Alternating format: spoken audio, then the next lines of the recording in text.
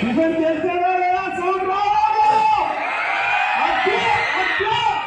తెలుగుల మగాడి నాయకత్వం, తెలుగుల మగాడి నాయకత్వం, తెలుగుల మగాడి నాయకత్వం.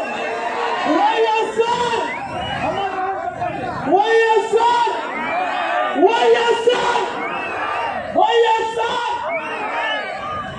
ఇంతవరకు మీకు ఒక ముఖ్యమైన విషయం చెప్పలేదు. వివేకానంద రెడ్డి గారు నాకు ఒక అన్నగా ఉన్నారు. ఆయన్ని ప్రతిరోజు నేను జ్ఞాపకం చేసుకుంటాను. ఎందుకంటే ఏ కష్టం వచ్చినా ఏ అవసరం వచ్చినా ప్రకారం అన్నా అంటే అర్ధరాత్రి 12 గంటలకు పోయిన ఫోన్ ఎత్తుకోవాలి. ఒకరోజు చిన్న విషయం చెప్తాను మీకు. రాత్రి 10 గంటలకు జయరాజ్ ఫంక్షన్ హాల్లో పోయా. అన్నా నా పాపకు MBBS సీట్ కావాలా అని చెప్పా. అప్పటికప్పుడు తిరుపతికి ఫోన్ చేసి అఫ్జల్ ఖాన్ మా పార్టీకి పిల్లలు రాశారు, ఆయనకు MBBS సీట్ కావాలా వెంటనే అని చెప్పిన అమ్మగారు మా వివేకానంద రెడ్డి గారు. ఆయనకు నా బతుకంతా రుణపడి ఉంటానని మీకు సభాముఖంగా తెలియజేస్తున్నాను. పొద్దున 8 గంటల నుంచి రాత్రి 12 వరకు మటన్ బిర్యానీ ఫ్రీ.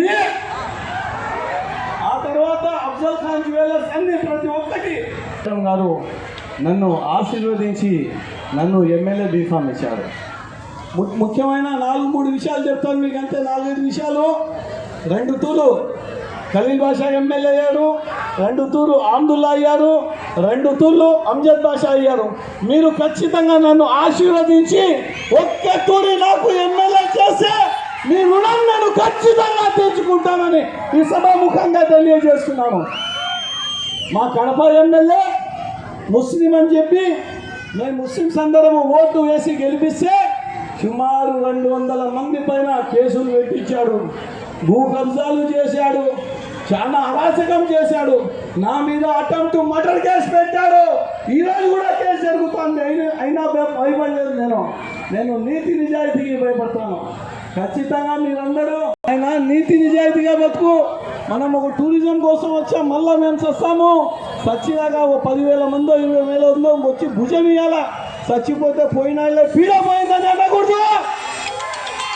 అదే మా నాన్న నేర్పించింది.